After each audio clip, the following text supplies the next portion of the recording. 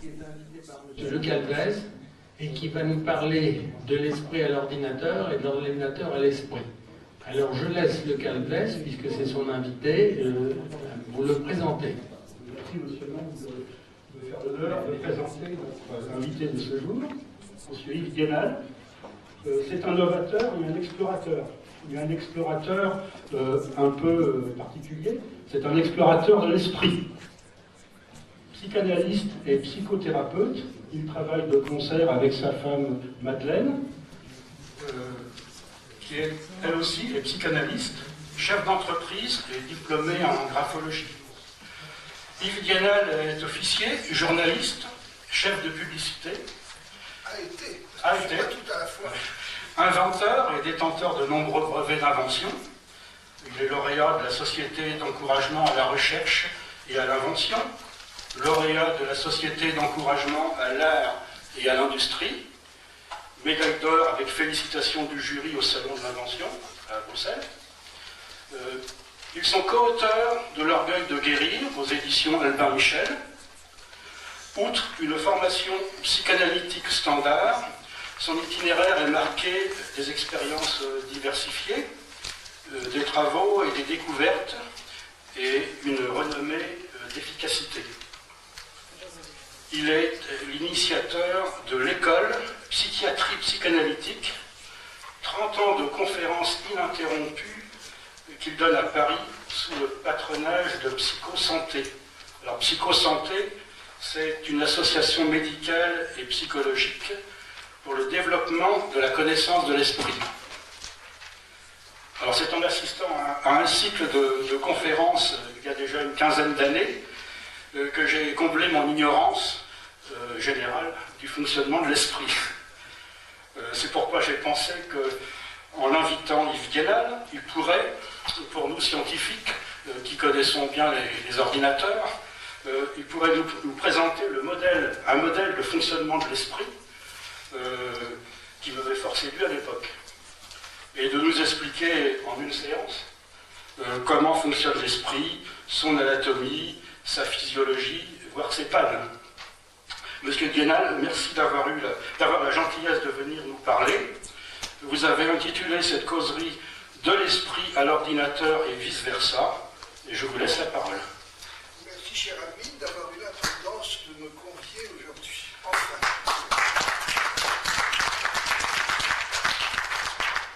Bon, quand on aborde le monde psy, tout le monde est affolé. Qu'est-ce que c'est que les psys? Psychiatre, psychanalyste, psychothérapeute. Monsieur Larsen est présent. Monsieur Larsen fonctionne toujours très bien.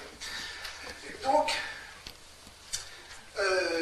médecine, psychiatrie, psychologie, psychothérapeute, psychothérapie, psychanalyse, on ne s'y retrouve pas. Et le problème est que, historiquement, on a abordé la pathologie mentale à partir de la pathologie, donc sous un biais médical, et on est occupé de comprendre pourquoi les maladies mentales. Et nous avons fait une démarche tout à fait inverse, c'est-à-dire celle de toutes les technologies. Quand on veut savoir comment réparer une machine, il faut savoir comment elle est constituée, quelles sont ses parties, ses organes et ses lois de fonctionnement. C'est ce que nous avons fait. Alors, nous affirmons toujours avec beaucoup de véhémence nos propos, et ce qui est à la base de tout, c'est que toute psychothérapie, tout traitement psychologique qui ne donne pas ses preuves sur le terrain, c'est de la littérature. Donc, toutes nos théories sont affirmées sur une efficacité qui généralement surprend beaucoup, puisque vous voyez de manière habituelle dans la presse, on s'interroge sur la dépression. Or, la dépression, d'une manière générale, une dépression, nous la résolvons suivant les cas, suivant la compréhension psychologique du patient, nous les résolvons entre 10 et 30 séances, ça dépasse rarement 30 séances avant. Et l'ensemble des pathologies, nous expliquons comment ça marche. Alors, quelle est la logique de tout ça et quelle idée a-t-on de l'esprit? Alors d'abord, il y a eu Freud. Alors, voilà le schématique de Freud, le principe de Freud. On représente l'esprit, donc toujours, on représente l'esprit par un cercle. Alors, ça représente l'esprit. Et alors, la théorie freudienne est tout à fait séduisante. Il y a là le conscient, et puis là, l'inconscient.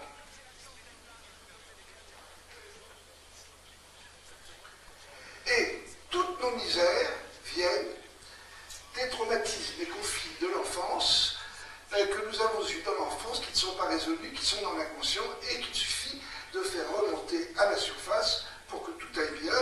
Et c'est comme ça que des gens vont passer 10 ans étendus sur un divan à 3 séances par semaine, sans aucun résultat. Alors, c'est beaucoup plus compliqué que ça. Alors, l'esprit, et je dis,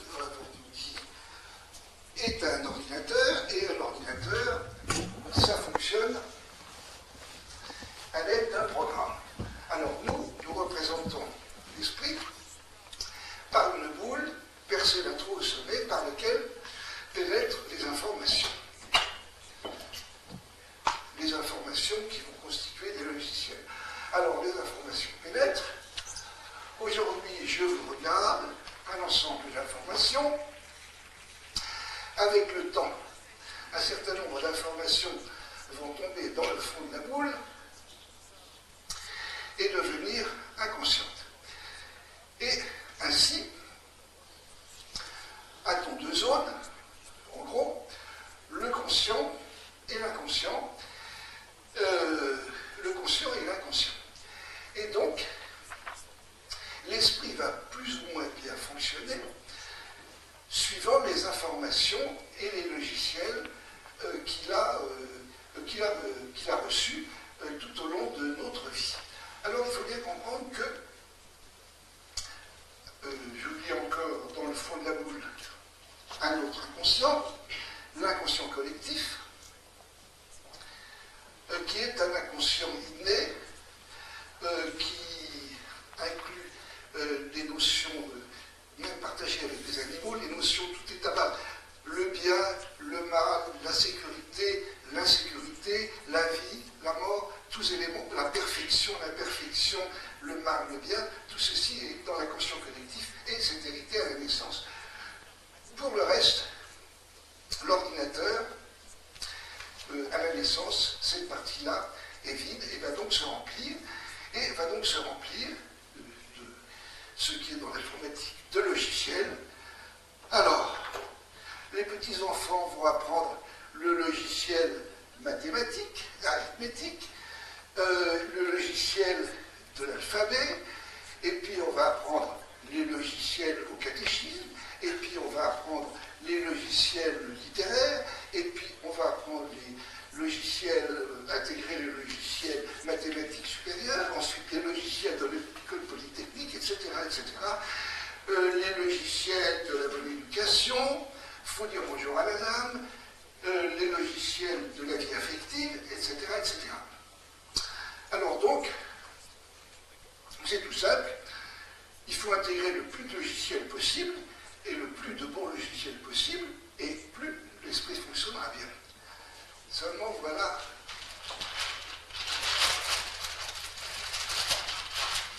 c'est que l'ensemble de nos esprits, chacun de nos esprits est un ordinateur, mais chaque ordinateur humain, chaque esprit est construit suivant le même plan, mais n'a pas la même puissance dans ses différentes parties. Alors là, nous rentrons dans le domaine qui est absolument rejeté, c'est que l'esprit a des structures permanentes, que l'esprit a des caractéristiques, des potentialités et des limites. Alors, les caractéristiques de l'esprit essentielles, ce sont, je les simplifie, ce sont les fonctions de l'esprit qui ont été mises en lumière par Jung et qui font pour nom sensation, sentiment, pensée, intuition. Sensation, sentiment, pardon, j'ai mis sur la même pensée, intuition. situer 4 fonctions qu'il va falloir situer dans la boule. Et si on va nous avons déjà perfectionné la boule, c'est que à l'intérieur de la boule, dans les parois de la boule, il y a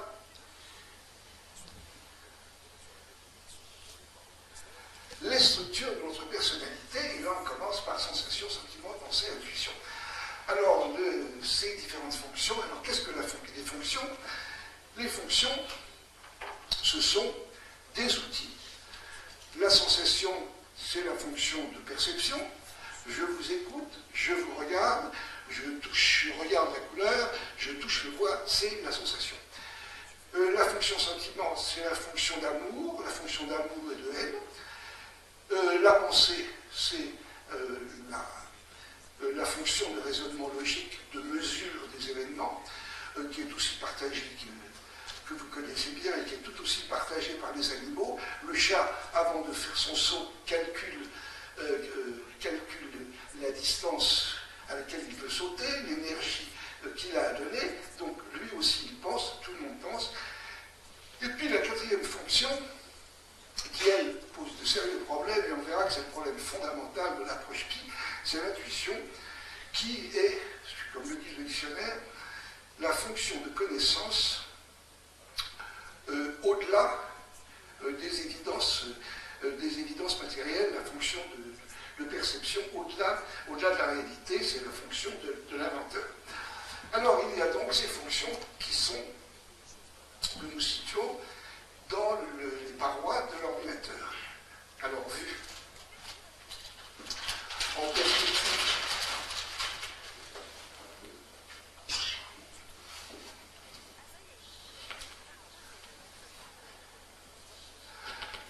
Jung a mis en lumière 4 fonctions, nous avons perfectionné les choses, on a mis 4 et nous avons perfectionné les choses, en fait il y en a 10. Je me tiendrai à 8 aujourd'hui, je vais vous expliquer. Alors, voilà, vu en perspective, les fonctions, c'est comme des quartiers d'orange, ce sont comme des quartiers d'orange. Encore de l'autre côté, voilà 4 fonctions, 4 quartiers d'orange.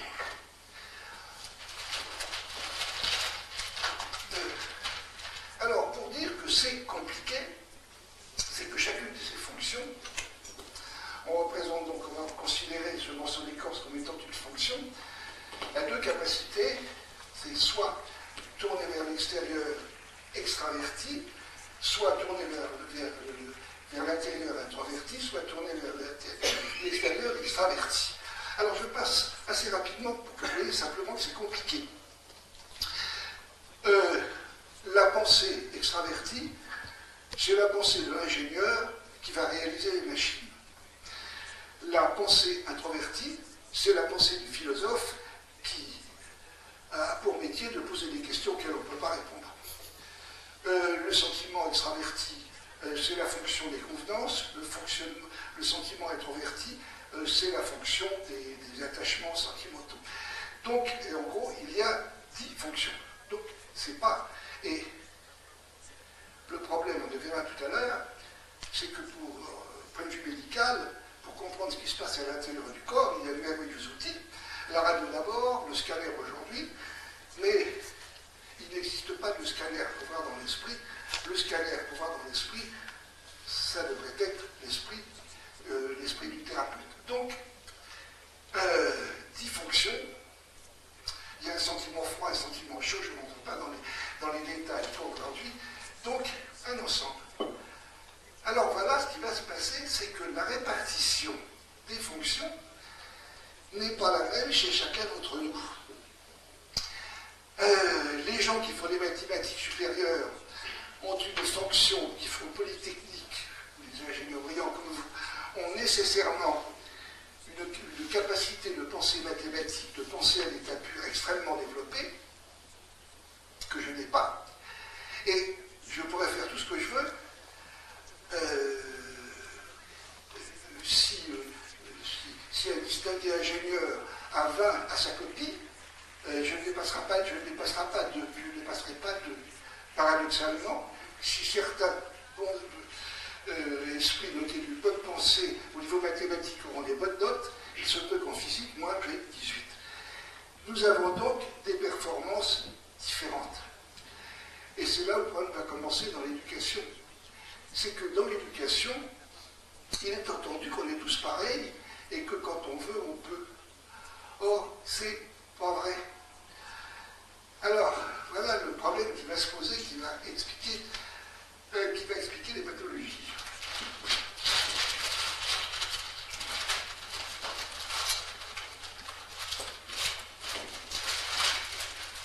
Voilà, je ne vais pas encore de l'autre ordre. Alors, j'ai parlé des fonctions. Donc déjà, un premier problème, oui, si on va sortir aux fonctions, on parlera des caractères après. Alors, je vais faire en plan, je vais faire un schéma, on va prendre un ingénieur distingué, avec une pensée énorme. Un tout petit sentiment. On peut faire l'inverse. Hein. Une sensation bien développée et une intuition bien développée. Alors,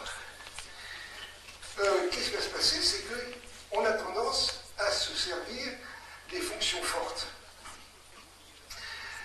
Et les fonctions qui sont moins développées, on en a peur ou on est très mal à l'aise. Alors si on inverse et qu'on met sentiment ici et pensée ici, ben c'est l'élève qui sera terrorisé devant les mathématiques. On a donc tendance à utiliser les fonctions fortes et à ne pas utiliser les fonctions faibles. Alors ce qui fait que si on considère les fonctions comme les 4 roues d'une voiture, ça veut dire qu'il y a 3 roues, 2 roues qui vont bien se développer, puis une roue qui va s'étioler, et ça va capoter. Donc, tous les ordinateurs humains, tous les esprits humains, ne pourront pas intégrer les mêmes logiciels. Le logiciel de Polytechnique, les logiciels nécessaires pour entrer à Polytechnique, mon ordinateur est incapable de les intégrer. Et peut-être quel personnage qui aura intégré les logiciels de Polytechnique sera incapable d'intégrer les logiciels psychologiques que mon ordinateur a pu intégrer. Donc, on voit que l'esprit est une machine compliquée, que les possibilités de panne sont considérables. Alors que dire quand vous avez un enfant dans la pensée, dans la fonction pensée? Par exemple, la fonction pensée est peu développée et un sentiment très développé, il va rêver sentimentalement et il aura toutes les peines du monde à suivre un programme scientifique normal. Alors donc, tous les ordinateurs ne peuvent intégrer tous les logiciels et tous les logiciels ne peuvent rentrer dans tous les ordinateurs. Ce qui vous explique à la fois les ratages dans la vie, les réussites aussi dans la vie, les ratages dans la vie et les pathologies mentales. Et c'est pas tout. Ça va encore se compliquer. Quand on vient à chacune de mes conférences, on dit c'est trop simple. Parce que on explique plan par plan. Mais quand on voit l'ensemble, la complexité est immense et on comprend le problème si. Alors maintenant, c'est pas tout. Il y a les données de caractère. Alors les données de caractère, c'est émotif, non actif, émotif, non émotif, ou actif, non actif et secondaire ou primaire. Alors, comment schématiser? Alors, on va reprendre le schéma. Nous avons parlé du conscient.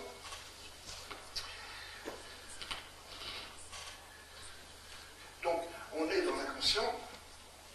Ici, c'est l'inconscient personnel. Je ne l'ai pas dit, mais l'inconscient personnel correspond au disque dur d'un ordinateur. c'est là où sont...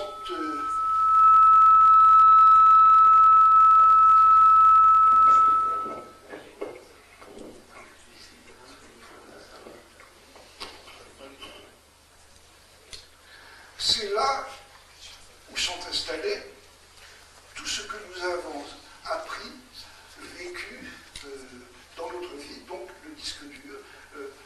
La conscience personnelle, c'est le disque dur, et c'est pas du tout c'est beaucoup plus compliqué, beaucoup plus riche que ce que pensait Freud, puisque alors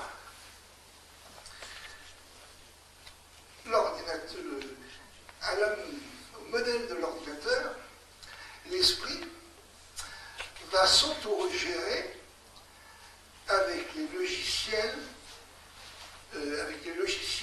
qu'il a intégrés.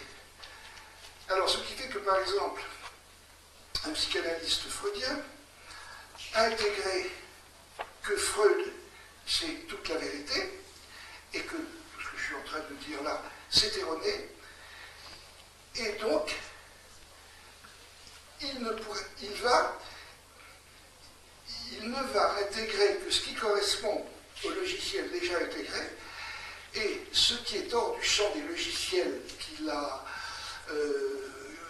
intégrés, il ne peut pas le comprendre, il n'a pas de moyen de comprendre. Ce qui fait que la plupart du temps, quand je me trouve devant un professeur de psychiatrie, tout ce que je sais, tout ce que je peux intégrer, il ne peut pas le comprendre, il n'a pas en place les logiciels qui lui permettent de percevoir ce qu'est le sentiment, ce qu'est la sensation, ce qu'est l'intuition.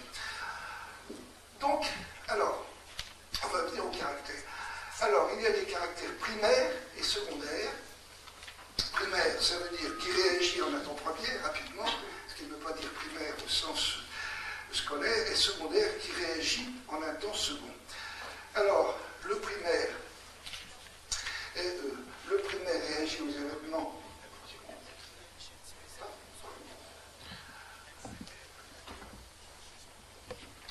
Le primaire réagit aux événements de manière immédiate.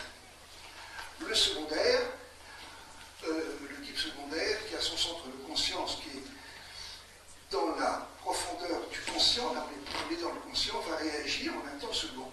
Ce qui fait que vous avez naturellement des gens qui vont, pour intégrer une information, vont mettre un peu plus de temps que l'autre, et le temps pour réagir sera plus long. Ce qui fait qu'on a naturellement des gens qui ont l'esprit qui va plus vite que l'autre. Alors, comme il n'y a pas de bonne et de mauvaise fonction, de mauvaise formule, celui qui réagit vite a tendance à être superficiel, celui qui réagit plus lentement a tendance à réagir plus dans la profondeur, donc à plus de profondeur. Et puis, donc primaire et secondaire, il y a émotif et non émotif. L'émotivité, si vous voulez, c'est une production de vibrations qui est à peu près à l'esprit ce qu'est un turbo. Et alors, il y a donc des gens qui ont un turbo, souvent le turbo, quand l'exagération de l'émotion crée des troubles, et quand il n'y a pas de turbo, ben souvent les gens sont trop lents. Et voilà maintenant le grand drame. C'est les caractères actifs et les caractères non actifs. La caractéristique du caractère non actif, on va commencer par l'actif. L'actif, l'élément activité fait que les gens actifs ont le goût de l'action pour l'action. Du moment qu'il y a à agir, c'est bon. Que ce soit faire une rédaction, que ce soit réparer le clapier des lapins, que ce soit balayer, que ce soit faire une course, que ce soit pour étudier, du moment qu'il y a action, c'est bon. Et puis, il y a les non-actifs, dont la caractéristique est de produire de l'énergie quand il y a satisfaction, promesse de satisfaction, quand il y a obligation et quand il y a dissatisfaction. Dissatisfaction, pas de satisfaction, ben, obligé de ramer, et quand ça trop dur, eh bien, c'est l'inertie. Ce qui fait qu'on a, depuis les caractères comme ceux de Napoléon ou Jacques Chirac, qui sont d'ultra-puissance, avec une motricité énorme, et puis les gens, comme le clochard du coin, qui n'ont pas de motricité et qui auront passé leur vie à loger sur un banc, à se contenter de chercher un quignon de pain, un litre de rouge, et d'être tranquille, la tête sur leur baluchon.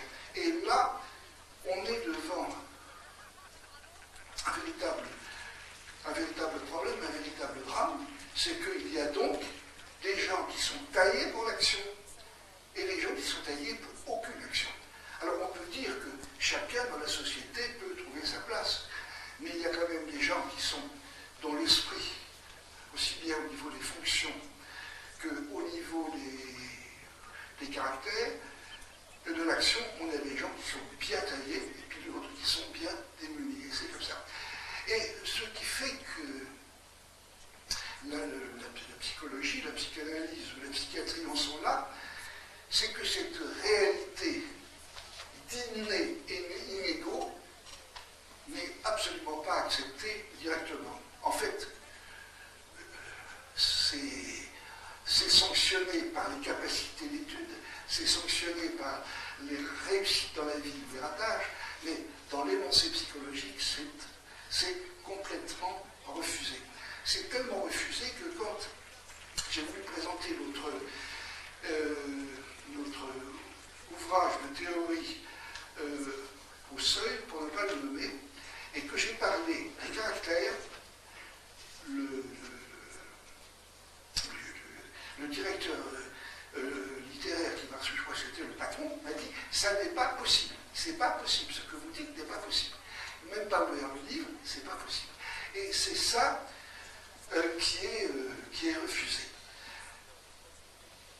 Et c'est donc, nous n'avons pas tous la même motricité, nous n'avons pas tous les mêmes spécificités de personnalité et de caractère.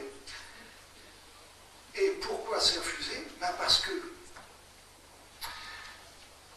c'est définir l'inné, prendre l'inné comme une réalité, c'est dire à quelqu'un, vous avez une pensée qui est peu productive, vous avez peu de sentiments, vous n'êtes pas intuitif, et vous ne le serez jamais, c'est complètement refusé, et pourtant c'est la réalité. Et on peut dire que 80% des pensionnaires des asiles psychiatriques sont des gens qui sont non émotifs, non actifs, généralement secondaires, donc peu doués pour l'action. Et on voit ce paradoxe, c'est que parmi les meilleurs élèves que j'ai eus dans mes patients, les plus extraordinaires, j'en ai eu un qui a eu 5 prix la même année au concours général, et arrivé au bout d'études, c'est l'effondrement schizophrène. Pourquoi? Parce que entre la capacité d'étudier et la capacité de comprendre et d'utiliser ce qu'on a étudié, il y a souvent un océan. Ce qui fait que là aussi, il y a un problème tout à fait sévère, puisqu'on fait suivre des études difficiles, ardues et longues à des gens qui manifestement ne pourront pas utiliser ce qu'ils ont appris, et même ce gonflement du disque dur avec l'impossibilité de gérer ce qu'ils ont appris provoquera la désintégration de la personnalité. Alors, ceci pose le problème du thérapeute. Vous avez donc vu 10 fonctions de l'esprit. Alors, le problème des fonctions, c'est que si une fonction n'est pas développée, on ne peut pas l'identifier, on ne peut pas la comprendre. Autrement dit, si quelqu'un a une fonction sentiment qui est peu développée, il ne peut pas percevoir et comprendre, percevra très mal ce qui se passe dans les sentiments de l'autre. Certains mathématiciens sont capables de lire une équation comme moi je lis mon journal, et de rire suivant certaines formes de l'équation. Ils ont une capacité de pensée abstraite considérable que tout le monde n'a pas et que tout le monde ne peut pas acquérir. Et donc, pour faire un bon thérapeute, et c'est le drame, il faudrait avoir les 10 fonctions bien conscientes pour être capable de comprendre la pensée. Quand on est sur la pensée du patient, de comprendre sa pensée. Quand on est sur sa sensation, de comprendre ce qui se passe dans ses sensations. Quand on est sur sentiment, de comprendre ce qui se passe dans ses sentiments. Et puis quand on est devant l'intuition de quelqu'un d'intuitif, et bien s'émerveiller de sa capacité d'invention, de découverte, tout en sachant qu'on ne la coiffera jamais, parce que l'intuition, c'est l'intuition, elle invente, elle trouve, elle découvre tout le temps. Donc, là, le problème, c'est que, comme pour sélectionner des pilotes de Formule 1, il faut sélectionner les gens qui ont les noms, et pour sélectionner les thérapeutes, il faudrait des gens qui ont des capacités. Alors, ainsi s'explique ce que je pourrais appeler le scandale de la dépression. Dans tous les journaux, maintenant, on voit la dépression est considérée comme une maladie, une véritable maladie d'ordre médical qu'il faut gérer avec des médicaments. Pourquoi en est-on arrivé là? Précisément, parce que qu'est-ce que c'est qu'une dépression? C'est la manifestation du fait qu'on n'est pas très heureux, ou qu'on n'est pas heureux du tout, ou qu'on est très malheureux. C'est donc le système d'insatisfaction ou de malheur. Et c'est là où la connaissance des structures va jouer un rôle. C'est que quand quelqu'un a une dépression, on dit pourtant, il a tout, ou elle a tout pour être heureuse. Un bon mari, des beaux enfants, une belle auto, une belle maison, frigidaire et tout. Et c'est que chacune des fonctions peut être malheureuse. Quelqu'un qui mènera une existence par trop matérielle et qui ne fera pas suffisamment vivre sa pensée résonante, sa pensée abstraite, la fonction pensée sera malheureuse et elle pleurera. Et l'individu sera malheureux, c'est pas pourquoi, parce que sa pensée ne fonctionne pas. Quelqu'un qui fera insuffisamment d'exercice physique ou de sport aura une sensation qui n'est pas bien, qui n'est pas utilisée, et il sera malheureux. Pourquoi? Parce que sa sensation ne reçoit pas tout ce dont elle a besoin. Et c'est donc cette ignorance de la diversité des structures de l'esprit qui fait que globalement, quelqu'un est malheureux, il pleure sans raison, donc il a une dépression, c'est une maladie. Et on a là la mesure de l'état d'ignorance médicale. Mais quand je parle de ça, j'ai le ton chagrin. Pourquoi? Parce qu'on est devant une réalité. Si demain M. Kouchner me disait, eh bien voilà, il faut fabriquer une armée de thérapeutes efficaces, comment je vais faire pour sélectionner des gens qui disposent de l'ensemble de leurs fonctions? Comment sélectionner des gens doués qui en plus auront intégré des logiciels qui leur permettra d'intégrer ce dont je vous ai parlé aujourd'hui. Donc quel problème? Donc cette difficulté, voilà, je suis en train d'expliquer les difficultés de l'approche psy et pourquoi, quand on voit le progrès des technologies, au niveau psy, c'est pas le balbutiement, mais pas tellement loin. Et on est donc devant un problème qui est vraiment extrêmement difficile à résoudre. Alors, si vous cherchez un thérapeute, il n'y a qu'une seule façon de sélectionner, rencontrer des gens gens qu'il a traités et qui sont passés de la névrose et des pathologies mentales au bien-être. Voilà, j'ai laissé beaucoup de place pour que vous posiez des questions. Là, j'ai fait, je dirais, le squelette du sujet.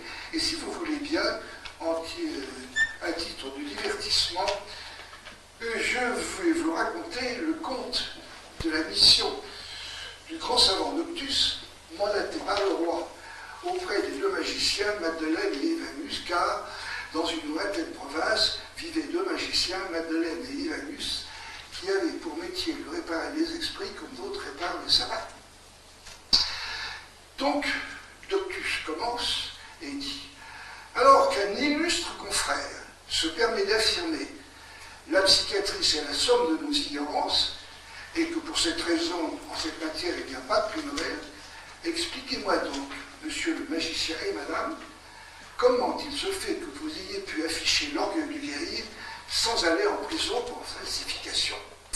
Et comment se fait-il aussi qu'avec une appellation si ronflante et particulièrement usurpée, puisque l'une appartient à Freud et l'autre à Diaphlarus, que votre psychiatrie psychanalytique soit si peu reconnue?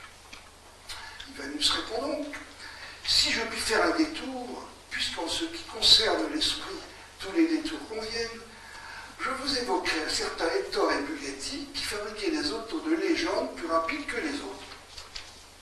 Il ne commençait son dessin que quand il avait toute l'auto dans la tête. Ainsi, à ce moment, avait-il dans la tête une auto que nul ne pouvait voir. Parallèle est le sujet de l'esprit, espace sidéral aux galaxies nombreuses, aux événements sans fin, qui se dessinent dans la tête sans apparaître au scanner. Ces dessins dans la tête ne relèveraient-ils pas de quelque effet magique que la science réfute et que la loi suspecte? Dites plutôt que la science ne peut voir, car là est le problème. Pour percevoir les abysses de l'esprit, il faut de l'intuition. Et l'intuition est effet de magie, venu d'on ne sait tout, que ne confère aucune étude. Ainsi donc, un âne avec de l'intuition.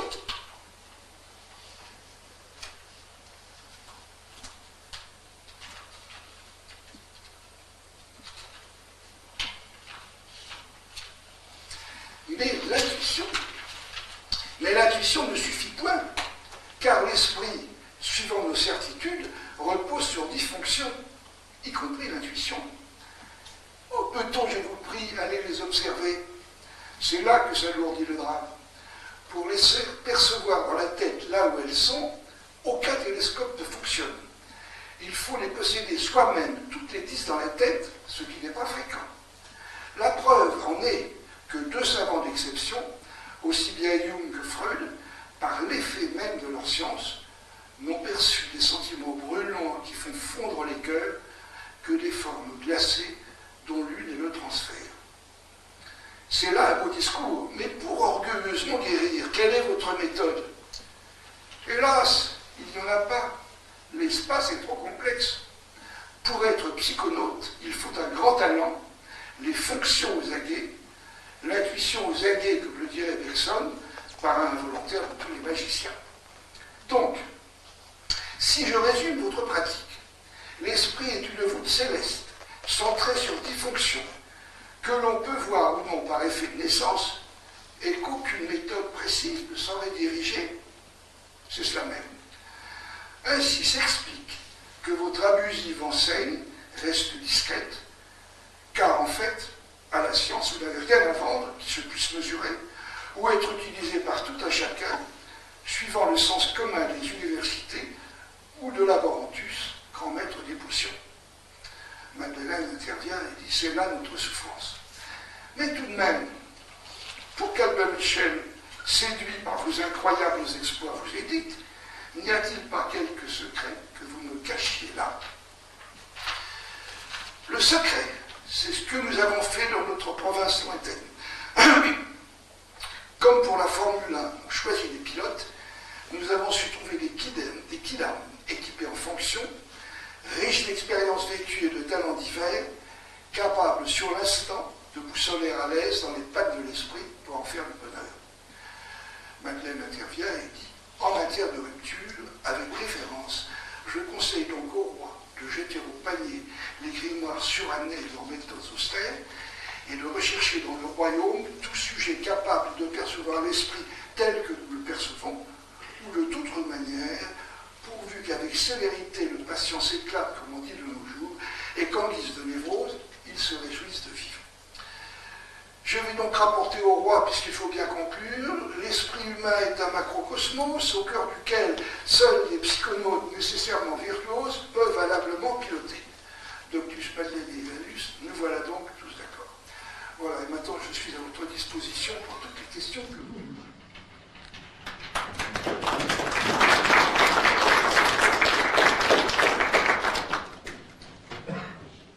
Sur ce condensé, Je voulais dire, on va faire un échange de micros. Oui. Vous allez pouvoir répondre avec celui-là.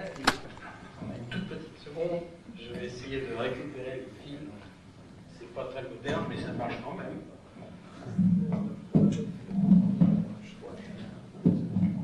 Merci.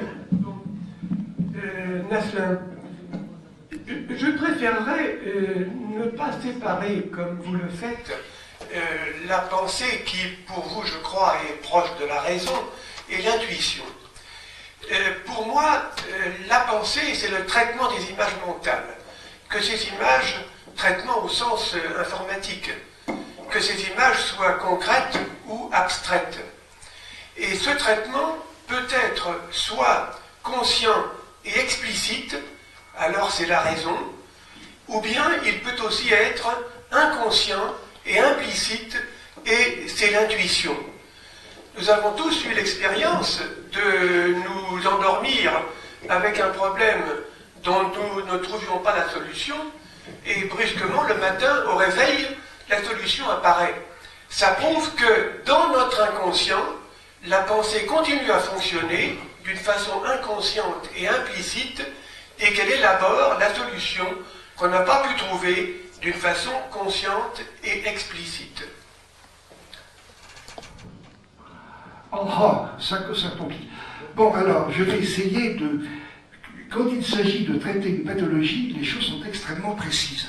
Alors, je dirais que la pensée isolée est analytique et pas inventive, et que l'intuition est inventive. Or, dans le cas que vous donnez, c'est le mélange de l'intuition et de la pensée. Mais au niveau de l'approche clinique, c'est extrêmement important, c'est complètement différent. Voilà, alors, on ne travaille alors.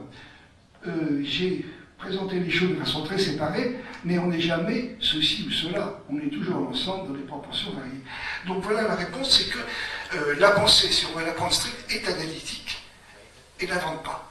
Et l'intuition est inventive. Et bien,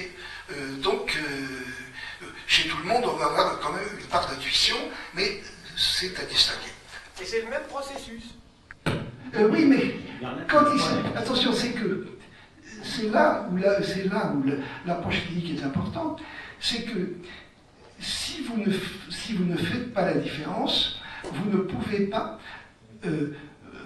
oui, alors ce que j'ai omis de vous dire, il y en a tellement à dire, c'est que les différentes fonctions, c'est un espace possible. Par exemple, l'espace dans un ordinateur, dans l'esprit, l'espace prévu pour la fonction pensée, c'est un espace prévu. Mais ça peut être utilisé ou pas utilisé. Donc, vous pouvez avoir quelqu'un qui est fait pour avoir une bonne pensée, puis elle n'est pas utilisée, tant qu'il ne pense pas du tout. Et alors par contre, si vous voulez savoir dans quelle mesure quelqu'un est intuitif, vous n'avez qu'à regarder dans les extrêmes intuitifs, Bugatti qui avait 200 brevets, Louis Lumière 300, quelque chose comme ça. Donc chez les gens vraiment très très intuitifs, je dirais l'invention est constante. Mais ce ne sont pas des modèles qu'on va rencontrer tous les jours. Donc différence entre les deux, continuez sur vos... Je veux dire un tout petit mot de complément à Naslin, simplement une petite conclusion. Il est impossible aux ingénieurs de travailler 35 heures par semaine, vu qu'ils travaillent à temps complet, la nuit, le jour, tout le temps. Et c'est parfaitement exact. Ouais. Et alors je dirais que plus on est intuitif, plus ça vient tout seul. Plus le résultat, ce que vous disiez, sort tout seul.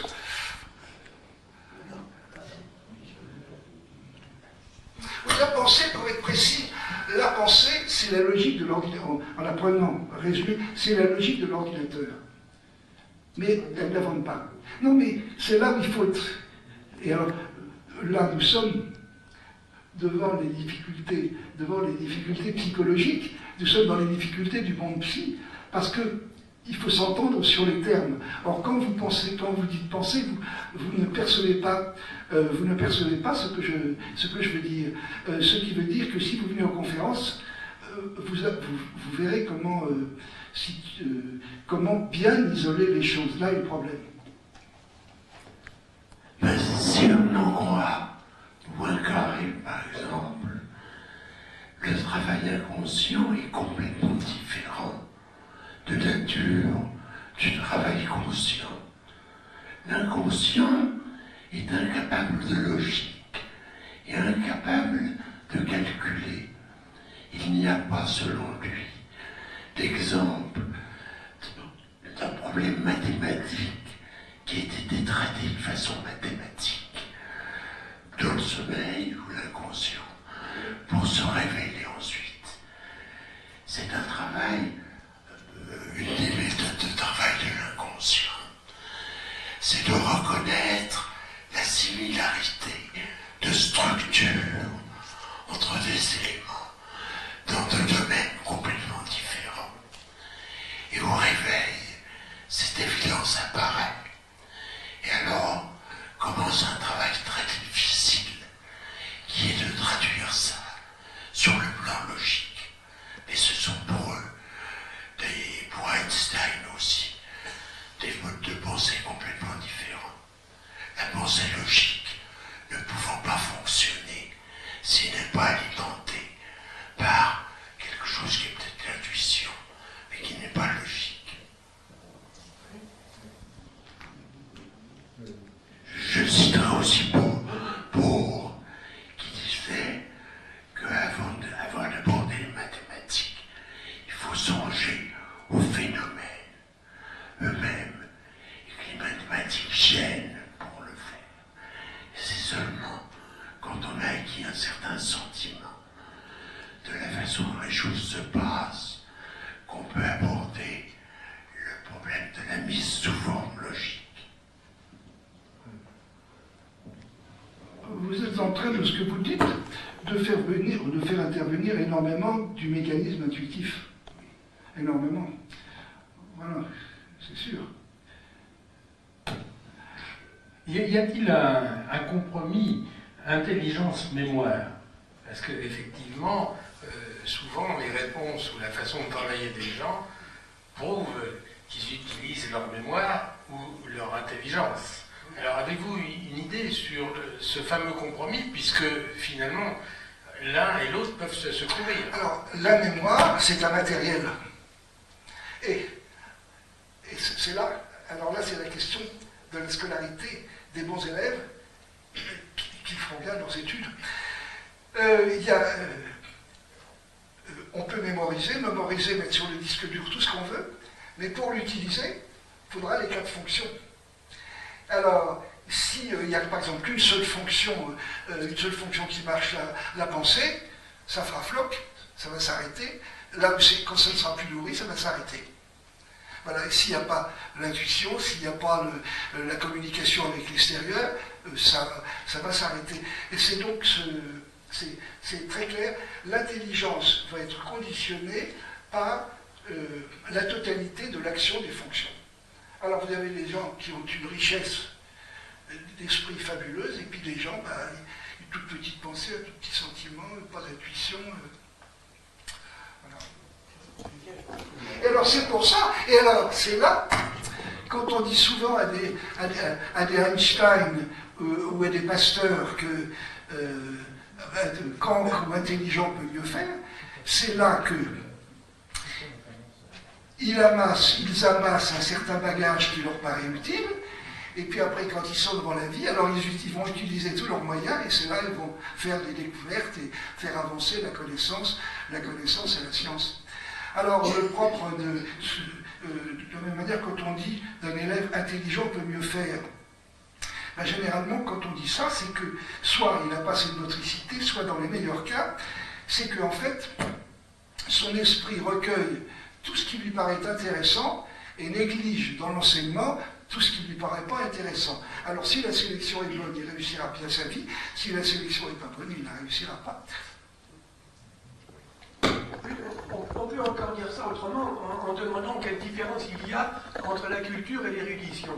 Eh bien, si on pose la question, on me l'a posée, j'ai même fait des conférences là-dessus, je réponds, la culture, c'est l'érudition plus le jugement. Exactement. Et à la lumière de l'expérience de la vie. Oui, c'est ça. Oui, j'apprécie effectivement que par rapport à l'approche psychanalytique un peu sèche, comme vous l'avez décrite, la dimension psychologique qui est liée aux fonctions soit prise en compte, en ce sens du caractère du patient. Mais ce que je pense, c'est quand même que votre théorie apparaît comme très inégalitaire au niveau des chances des personnes, et en particulier au niveau de la thérapie. Par exemple, pour traiter des dépressions, il peut arriver quand même très fréquemment que la société étant ce qu'elle est, qu'un individu avec son espace de fonction qui lui est associé, que vous avez raison d'identifier, vous avez raison de mettre l'accent sur cet aspect-là, peut se révéler une très grosse difficulté. Je pense par exemple à quelqu'un qui a perdu son travail. Entre les différentes fonctions que vous allez analyser chez cet individu, comment allez-vous faire pour lui permettre de retrouver que la vie est belle, quoi. Alors, je vais vous dire quelque chose de terrible quand on parle de l'intuition, c'est que, dans une certaine mesure, quand j'ouvre la porte à quelqu'un, je vois à peu près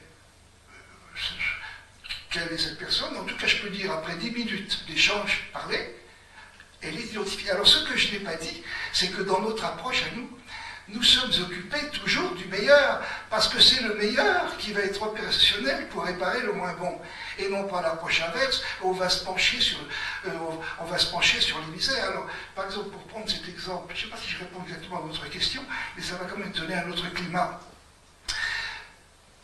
Quand on fait remonter les traumatismes et conflits de l'enfance, s'il y en a, s'il n'y a pas un esprit intelligent pour les recueillir, les comprendre, les analyser et les remettre à leur place, ben c'est pas la peine. Ça ne fera que tourner en rond dans la poubelle des grands malheurs, alors que la première chose à faire, c'est de développer, et c'est ce qu'on fait. Notre but, c'est de donner à nos amis, les patients, la plus grande compétence psychologique possible. C'est ça, c'est une réorientation en fonction de l'analyse des différentes fonctions du patient. Oui, c'est-à-dire qu'en fait, c'est un peu, quand on parle des fonctions, c'est un peu comme un entraîneur olympique, quand il regarde un poulain, et ben il regarde sa tête, ses bras et ses jambes. Ben, les fonctions, c'est pas magique, c'est simplement une décomposition pratique des éléments de la personnalité. Et ce qui est important, c'est de prendre acte de l'inégalité entre les différentes personnes. Que vous prenez acte en identifiant sur chaque personne l'espace de ses fonctions, vous prenez acte d'une inégalité qu'il y a entre tous les individus. Et en définitive, la recherche, c'est la réorientation en fonction de ces inégalités. Alors, je reprends votre mot sur le bonheur ou la qualité de vie. On est heureux quand le but de la vie, c'est pas d'être performant dans tel ou tel domaine, le but de la vie, c'est d'être heureux. Et on est heureux quand on fonctionne à la mesure de ses moyens, ni trop, ni trop peu. Trop, c'est l'épuisement, pas assez, c'est l'appauvrissement ou c'est le chagrin. Donc, alors on pourrait dire théoriquement que tout le monde peut avoir sa forme de bonheur. Quelqu'un d'apathique ou d'amorphe, il fera un très bon huissier. Il aura la patience, la politesse, il ne s'impatientera pas quand un visiteur tarde trop, etc. On peut dire théoriquement que chacun théoriquement, devrait avoir sa place, mais enfin, dans notre société où la concurrence est grande, c'est pas tellement facile. Alors, une autre chose que je n'ai pas dite, c'est que la principale chose, c'est d'être heureux. Et quand on est heureux, ben, on s'amuse bien dans la vie. Ce qui fait que le climat dans nos travaux, aussi bien dans les séances individuelles que dans les groupes, c'est évidemment orienté sur le plaisir de vivre, sur la fantaisie, sur la gaieté, et non pas sur quelque chose de sombre et de lugubre, comme pouvait l'être la psychanalyse freudienne. Alors il faut bien dire que Freud a défriché, mais qui d'entre vous traverserait l'Atlantique sur l'avion de Blériot, ou pire, sur l'avion d'Adair? Voilà. Oui, normal. Une petite remarque tout de même. Il semble bien que la nature a fait en sorte qu'aucun homme, ou femme bien entendu, ne ressemble à une autre. Les tests actuellement montrent effectivement qu'on a une chance sur je ne sais combien de milliards de trouver le même génome. Donc la nature elle-même, elle a créé de la diversité. Le plan est le même, oui, mais les proportions sont infiniment variables. Voilà, les assemblages qui résultent de ça, aucun ne peut se ressembler. Après tout, est-ce que c'est pas le mieux? C'est le plus amusant.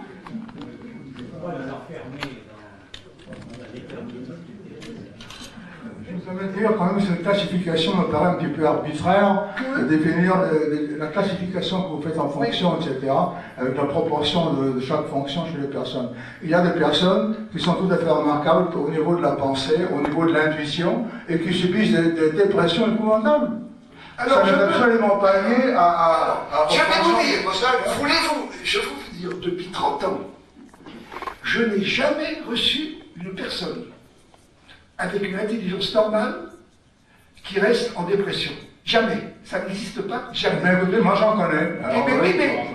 Mais pourquoi? Cher monsieur, pourquoi donc? Parce qu'il y a différents problèmes qui peuvent l'affecter, qui ne sont pas liés à une répartition.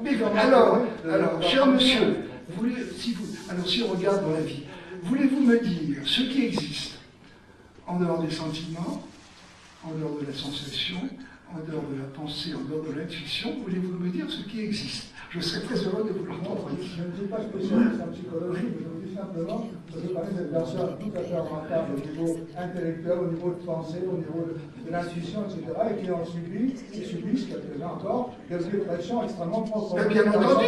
Ils sont affectés quand même par un certain nombre d'éléments extérieurs qui peuvent les toucher, etc.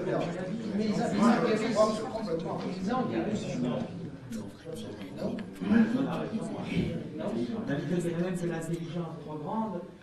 Alors, je répondrai à monsieur. Nous apportons un progrès qui dépasse ce qui est habituel. Nous sommes les seuls à donner nos prévisions de guérison, ou d'impossibilité de guérison. Nous sommes parmi les seuls. Nous sommes les seuls. Regardez ce qui est écrit sur les temps de guérison. L'Ordre des médecins s'est penché sur ce que nous disons. Pendant 17 ans, nous avons fait des conférences dans la grande salle de la Domus Medica qui appartient à l'Ordre des médecins. Jamais les résultats que nous avons n'ont été contestés. Jamais.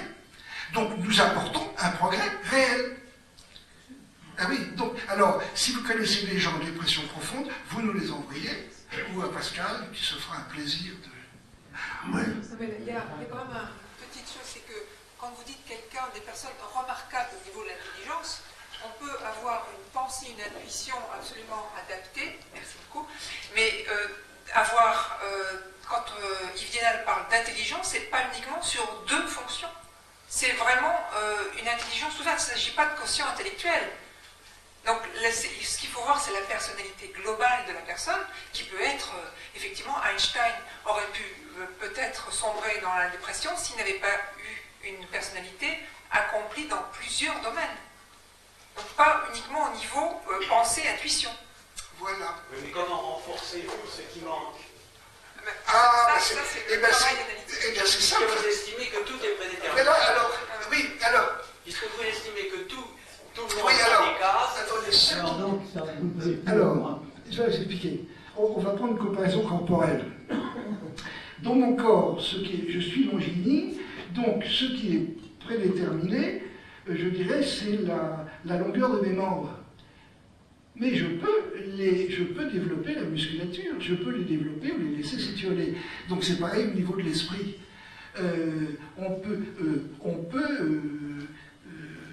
C'est ce qu'on fait. C'est ce qu'on fait dans les études. On fait travailler la pensée, en culture physique, on fait travailler la sensation. Dans les histoires sentimentales, on va faire travailler le sentiment. Je dis souvent à des gens, peut-être que ce monsieur qui est en dépression, s'il achète un chat et qu'il apprend à développer son sentiment avec le chat, peut-être que miraculeusement il va guérir. Ça, c'est possible. Oui, oui, voilà. Et oui, c'est ça. Et alors c'est là, il y a confusion entre, je dirais, une forme d'intelligence, et ce que Pascal a très bien dit, c'est qu'il faut que la totalité fonctionne. Et souvent, qu'est-ce qu'on a quand vous avez des écarts, si on schématise, vous avez les hommes qui vont faire des dépressions parce que leur sentiment ne marche pas, et leur pensée est active, et vous avez des femmes qui vont faire des dépressions parce que leur sentiment, il n'y a que leur sentiment qui fonctionne et que la pensée ne fonctionne pas. Uniformité d'enseignement et de traitement, alors que les gens sont très diversifiés. Vous pensez sincèrement que cette uniformité est due à des convictions personnelles, à une tradition enseignée depuis longtemps, ou à des pressions extérieures? Alors écoutez, je ne sais pas si j'ai bien compris votre chose, je vais répondre. Vous dites que les Attendez, je vais répondre. Je pose la question. Les gens sont dits très diversifiés. Or, on a tendance à les traiter tous pareils, à commencer par l'éducation, au moment de l'éducation nationale. Et alors, je vous pose la question, parce que vous êtes de l'autre côté de la barrière, vous êtes ici, est-ce que vous pensez que cette uniformité dans le traitement de tous les individus est due à des convictions personnelles de ceux qui font ce travail? Est-ce que vous pensez que c'est une tradition parce qu'on faisait ça du temps de Ferry? Ou est-ce que c'est par la pression extérieure, j'entends médias et autres choses du même genre, qui interdit de penser comme vous le faites? Non, alors, voilà, je crois que l'enseignement secondaire, tel que je l'ai connu, est un enseignement diversifié, riche, je dirais un enseignement standard qu'il faut donner. Alors maintenant, le problème, c'est suivant les personnalités, quel usage vont-ils en faire? Je dois dire personnellement que si on me demande tout ce que j'ai appris ou je l'ai appris, je dirais c'est un tiers dans ma famille, 40% mes professeurs, mes profs de l'enseignement secondaire, et puis le reste dans mon expérience de vie. Donc je crois que l'enseignement secondaire tel que je l'ai connu m'a paru satisfaisant, mais les gens... Les difficultés, tous ici on est au secondaire, on a fait au moins le secondaire, mais les difficultés, si on en croit les problèmes, sont dès le primaire. Oui, écoutez, alors, mes profs dans le primaire, j'en ai gardé un bon souvenir, et vraiment...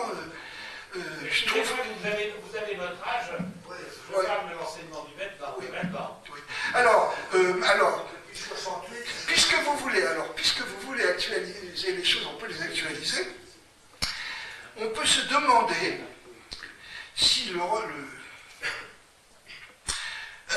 ce qui tourne mal dans l'enseignement, ce désordre, c'est le fait que les classes sont transformées en des sortes d'arènes dans lesquelles les profs tremblent. Je me demande si c'est pas dû à Papa Freud. Parce que le refrain de Papa Freud, c'est faut pas traumatiser les gens. Or, la vie, elle est faite, et on l'a appris, c'est vraiment, je crois que c'est une culture freudienne, c'est faut pas traumatiser les enfants. Or, la préparation à la vie, c'est la préparation à ses difficultés, c'est la préparation aux récompenses, et puis quand on ne fait pas bien, la préparation aux sanctions. Et donc, l'éducation ne peut pas ne pas avoir ses règles et des règles exigeantes. Mais est-ce que par hasard, et finalement, la bonne éducation, ça serait d'apprendre à être autodidacte? Parce que finalement, tous les ingénieurs qui sont ici, par rapport à ce qu'ils ont appris à l'école, avec la fantastique évolution de la physique et des différentes sciences, s'ils n'avaient pas eu le don d'autodidacte, je me demande comment ils s'en seraient sortis. Donc, est-ce que ça n'est pas ça la meilleure forme d'éducation, c'est d'apprendre aux gens à apprendre tout seuls? Alors, pour ça, ok, mais pour ça, il faut un minimum d'intuition. Sans l'intuition, il n'y a pas d'autodidacte. Et alors, comment sont... Alors, actuellement, les psys,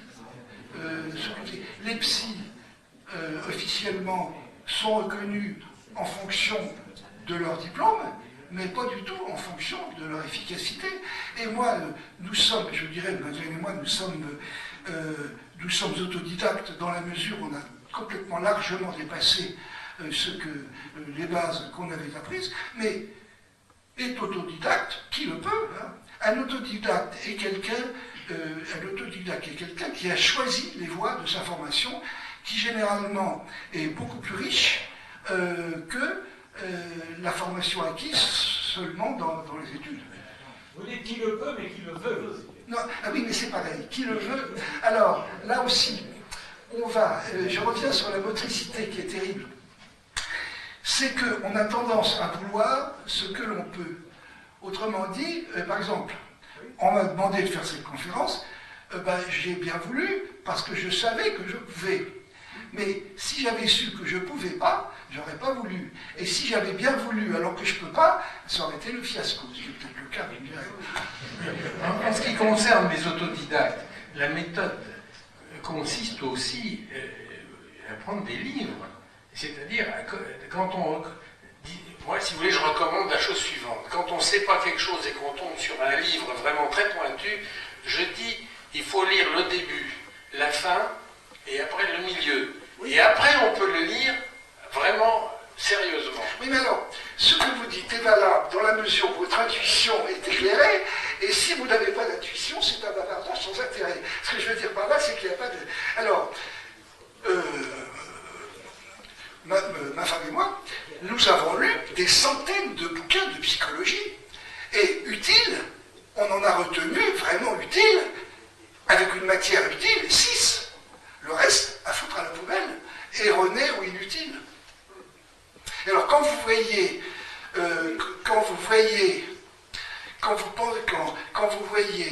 voit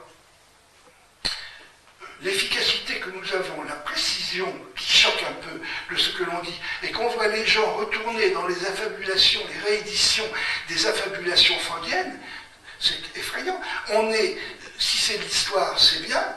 Si ça veut être, je dirais, du domaine clinique destiné à guérir les gens, c'est de la folie. Autrement dit, les gens choisissent à la mesure de leur perception. Je voudrais revenir sur les causes extérieures de la dépression dont vous avez parlé tout à l'heure. Supposons quelqu'un, un homme ou une femme d'ailleurs, extrêmement équilibré, qui a ses 4 quartiers bien répartis, et qui, brusquement, perd sa femme et ses 2 fils dans un accident, et qui en plus se trouve sans ressources. Comment allez-vous traiter... Et naturellement, il tombe en dépression. Non. Comment allez-vous traiter... Non. Quelqu'un qui a les 4 fonctions bien développées va tomber en dépression 48 heures et après ça va faire face. Ah, c'est une bonne réponse. Eh oui. Et merci, cher monsieur, merci de m'avoir posé cette bonne question qui inclut une bonne réponse. Oui, dites-moi, mais alors il faudrait quand même définir un peu ce que c'est que la dépression. Finalement, est-ce que ce que je vais en dire est, à votre avis, une bonne définition? Finalement, moi, quand j'observe des gens que je crois en dépression, c'est curieux. Par moments, ils disent rien, ils sont complètement amorphes. Puis à d'autres moments, ils passent par une excitation folle. Alors là, vous n'êtes pas dans la dépression, vous êtes dans la psychose maniaco-dépressive. Alors, je vais revenir sur des explications un peu plus, je vais revenir sur des explications un peu plus, des explications un peu plus techniques. On va commencer par une dépression. Regardez cette page. Bon, voilà le conscient. Voilà le conscient, la zone superficielle qui maintient la zone profonde qui maintient la communication avec la réflexion profonde. Quel est l'effet des médicaments? Alors, donc, l'intelligence, le sens critique va reposer, toute l'intelligence, sur la cohésion des deux, sur le parallélisme des deux. Et que font les médicaments psychiatriques? Ils réduisent la conscience. Donc, l'individu n'ayant plus beaucoup de jugement souffre moins. Et puis, à un moment, chez les gens qui ont une bonne extraversion, brusquement, là, il y a rupture totale entre la zone externe du conscient et la zone interne. Et alors, tantôt c'est le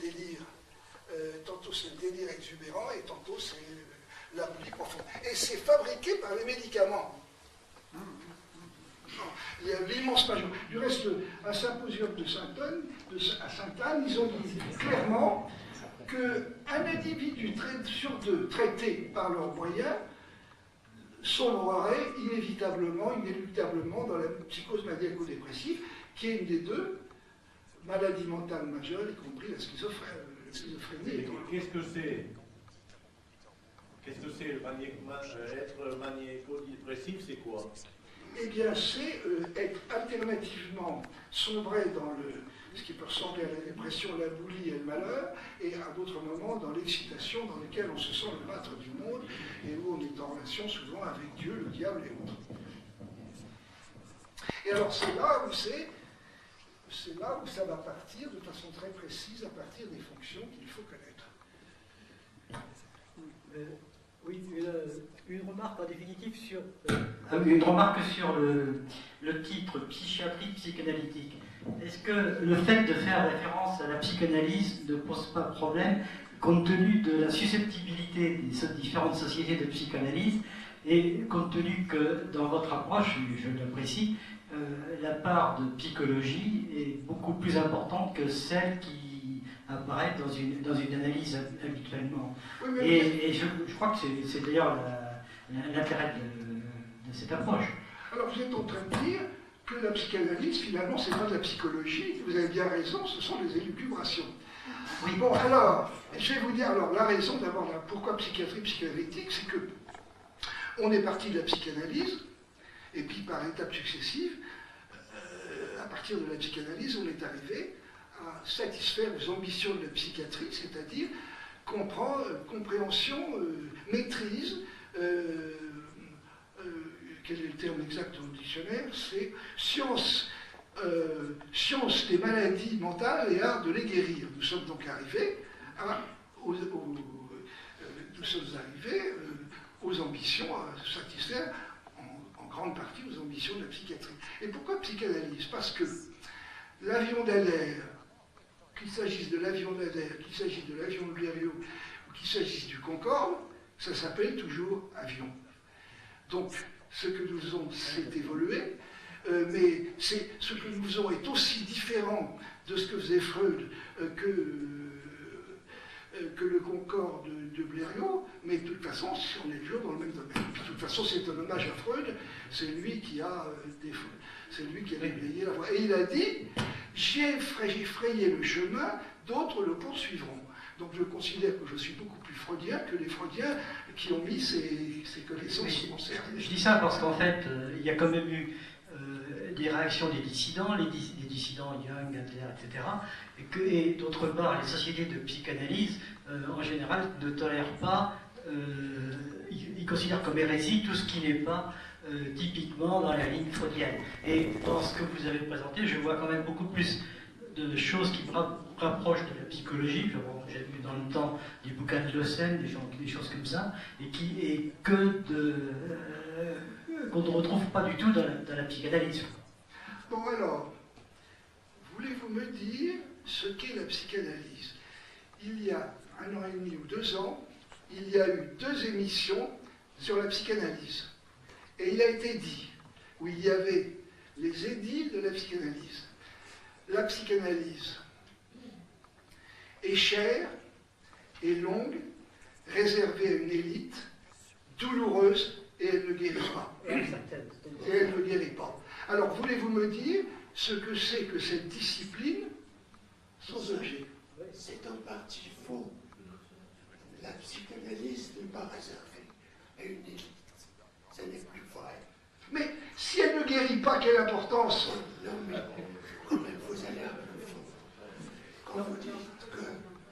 Moi, personnellement, je connais des cas où ça a marché quand même.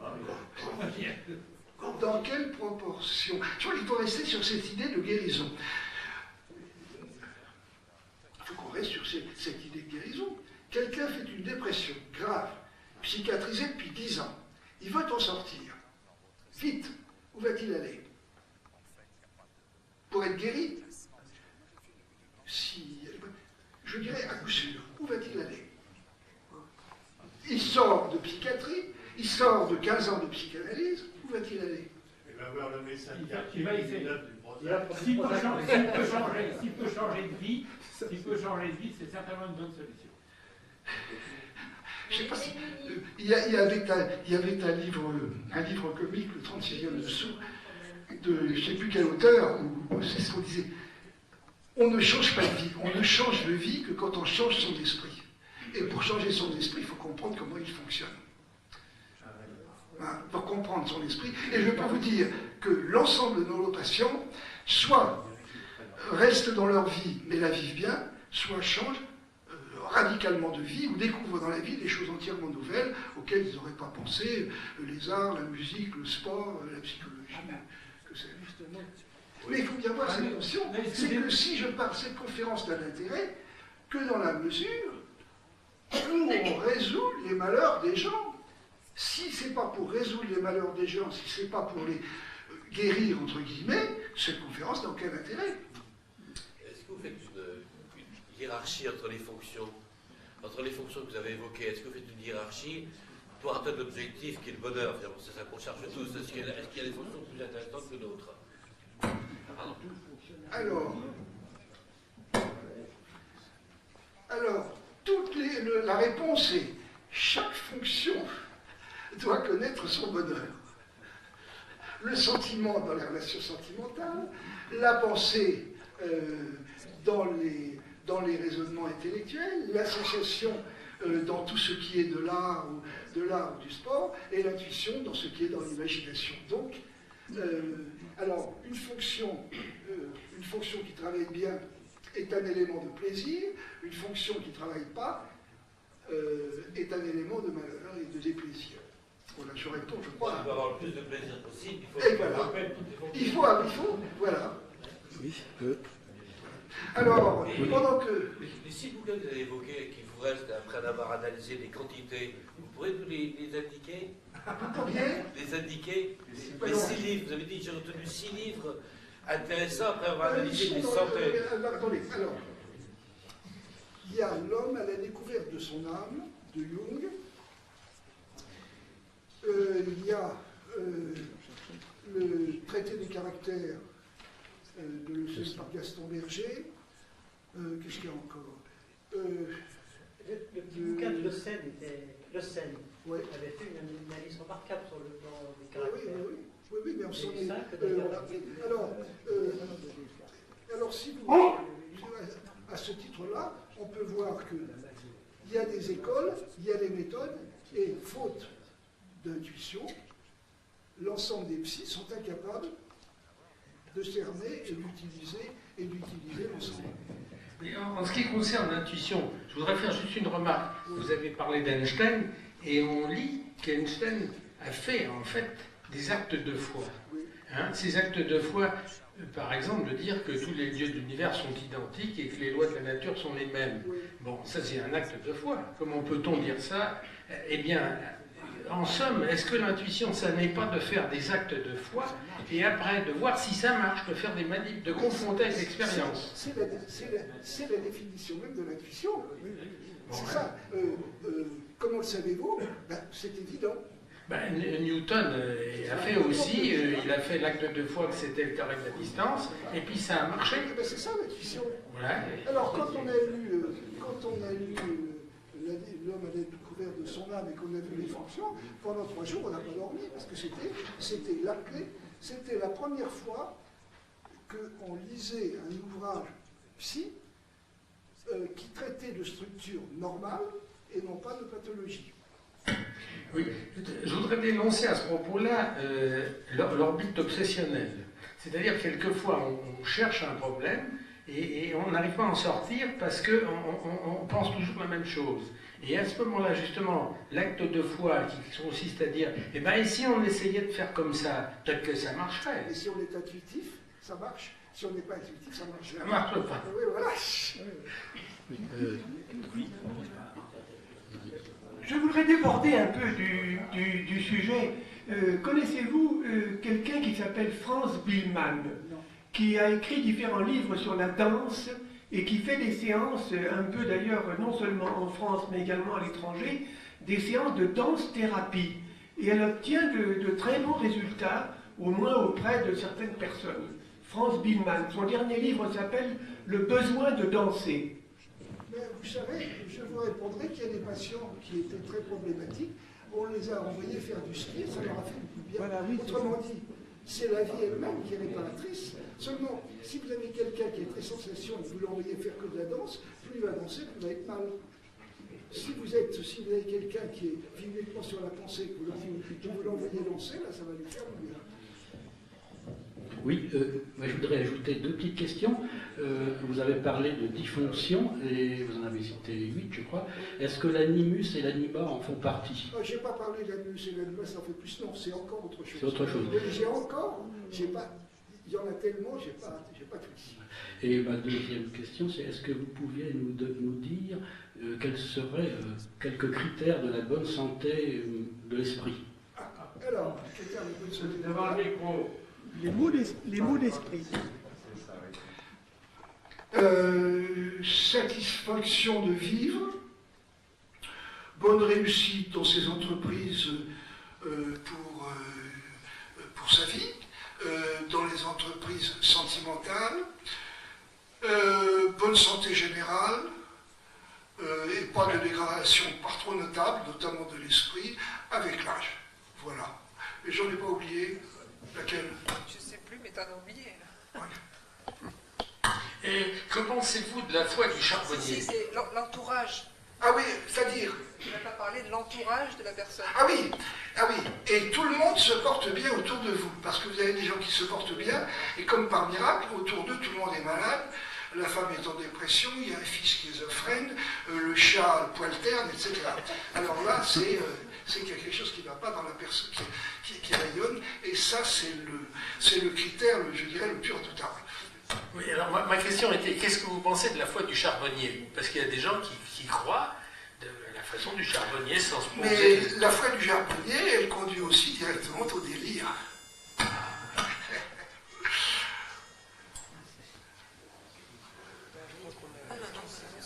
On a épuisé. Oui, vous avez, je crois, négligé un aspect, c'est que les informations que nous acquérons, la plupart le sont inconsciemment. Vous avez fait un joli petit tour. Voilà. Mais en réalité, d'abord, la plupart de notre vie est inconsciente. La plupart de notre activité. Et en plus de ça, c'est la plus riche. Toutes nos cellules participent à la conscience.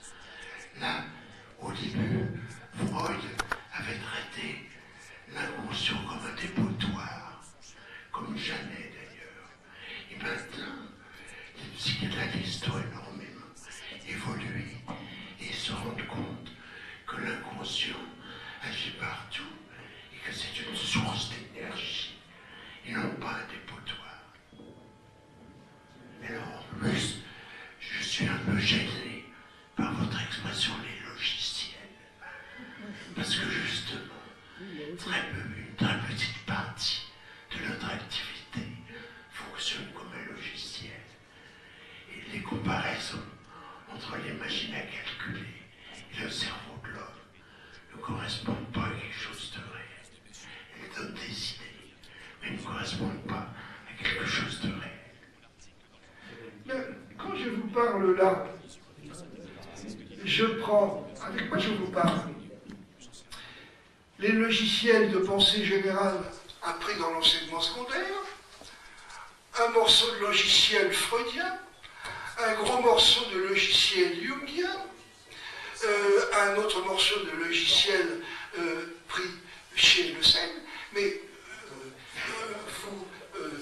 ce que je ne vous ai pas dit ne veut pas dire que je ne le pense pas. Ce que je n'ai pas dit, c'est qu'à la différence de l'ordinateur, l'esprit de l'homme est créatif et sensible, ce qui fait toute la différence.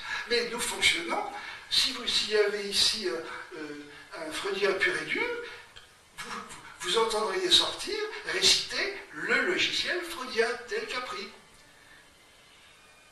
C'est la mémoire. Oui, mais c'est... Non, mais, alors, Antonin, non, c'est... oui et non. C'est-à-dire qu'on met le logiciel sur le disque dur, si vous voulez. Le disque dur, le logiciel passe sur le disque dur. Alors, le repos, quand j'essaie de se remémorer les choses, c'est la mémoire juste de l'ordinateur qui revient. Le logiciel, c'est une suite d'opérations logiques. Comment? Le logiciel est une suite d'opérations logiques. Oui. Il y a aussi la logique floue. Avec des contenus. Quand vous apprenez une langue avec une cassette, vous rentrez bien la cassette dans la tête. Oui. Eh ben oui. Mais c'est pas un logiciel. Oui, non, mais c'est logiciel, connaissant tout ce que vous voulez, c'est trop. C'est là. Oui, mais quand même, les modes de pensée, la logique selon laquelle je pense, c'est une logique qui m'a été enseignée. Si j'avais été Maya, j'aurais une logique magique qui ne serait plus une logique rationnelle. Tu t'adresses à des spécialistes en informatique. Oui. Tu t'adresses à des spécialistes en informatique qui, quand tu dis le mot logiciel, disent attention, nous on connaît et toi tu connais pas. Alors tu réponds à ma place. Moi je pense que ce que tu disais à un certain moment, il s'agit plus de système que de logiciel. Oui. C'est davantage, pour vous qui êtes aguerris au niveau informatique, c'est plus un système qu'un logiciel. Mais le parallèle était intéressant pour vous présenter le fonctionnement de l'esprit. Voilà.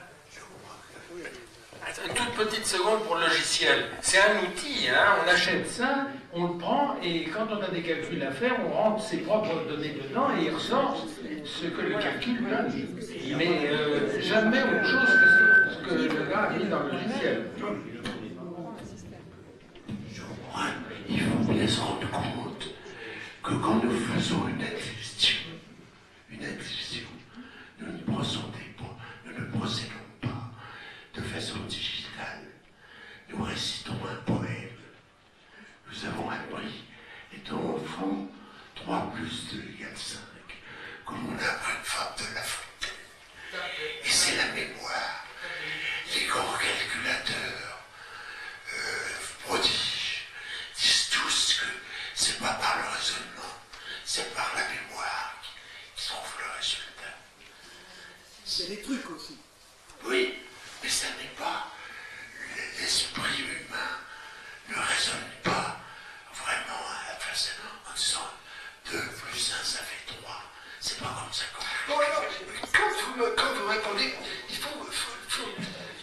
il faut bien vous dire la situation dans laquelle je trouve.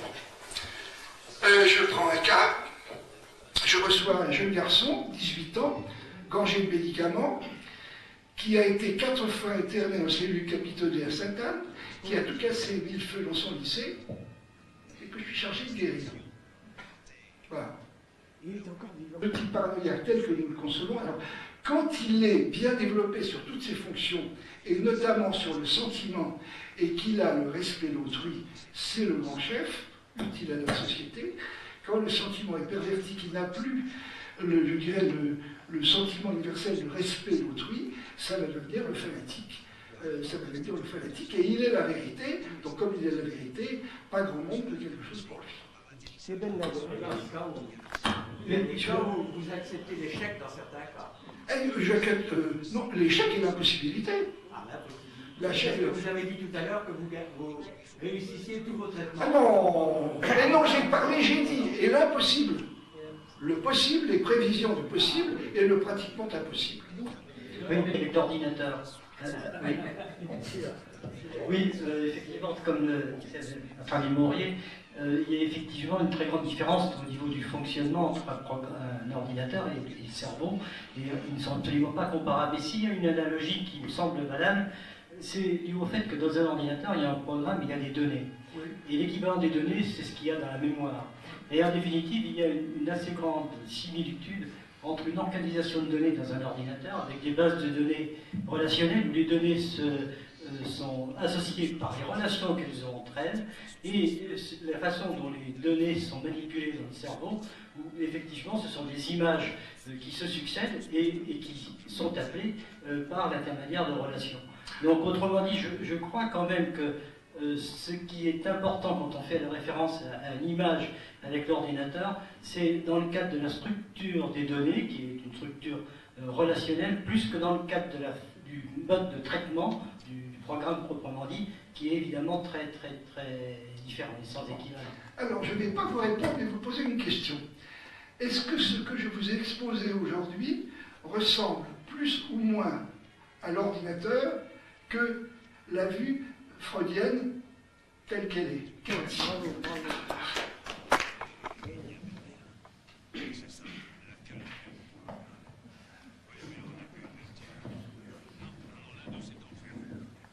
voulais dire qu'on entend souvent. Il faut que nous remercions notre conférencier pour sa patience, parce qu'on l'a bombardé de questions auxquelles il a répondu avec beaucoup de pertinence et en nous montrant parfois qu'on n'avait peut-être pas tellement bien compris. Merci infiniment.